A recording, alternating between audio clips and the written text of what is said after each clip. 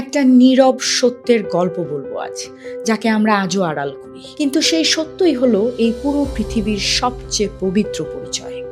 আজও একটা মেয়ের পিরিয়ড হলে তাকে অনেক জায়গায় লজ্জার চোখে দেখা হয়।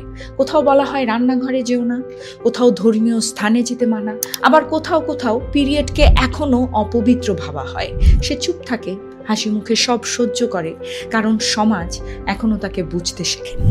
কিন্তু কখনো কি আমরা ভেবে দেখেছি সে প্রতি মাসে কতটা যুদ্ধ করে চলছে? অথচ পৃথিবীর কিছু জায়গায় এই সময়টাকে দেখা হয় সম্মানের চোখে। কোথাও প্রথম পিরিয়ড মানে উৎসব, কোথাও ফ্যামিলি সেলিব্রেশন, আবার কোথাও পিরিয়ড মানে ওমেনহুডের নতুন অধ্যায়। সেখানে লজ্জা নয়, গর্ব করা হয় পিরিয়ড নিয়ে।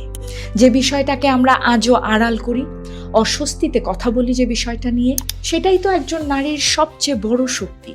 এই পিরিয়ডের সাইকেল না থাকলে কেউ কোনোদিন মা হতে পারতো না। আজ আপনি যাকে মা বলে ডাকেন, যার কোলে মাথা রাখলে শান্তি পান, তার জার্নিও শুরু হয়েছিল এই নীরব সহ্য শক্তি দিয়েই। প্রতিটা মাসের কষ্ট, প্রতিটা নীরব লড়াই তাকে একদিন মা বানিয়েছে। তাই শুধু হ্যাপি মাদার্স ডে বললেই হবে না। Respect the pain, respect the process, respect every woman. যে সত্যকে আমরা আড়াল করি, সে সত্যই পুরো পৃথিবীকে মা ডাক শোনায়। এই পৃথিবীর সকল মায়েদের জানাই হ্যাপি মাদার্স ডে, আর সেই সাথে প্রতিটি দিনই হোক মাদার্স ডের মতো স্পেশাল।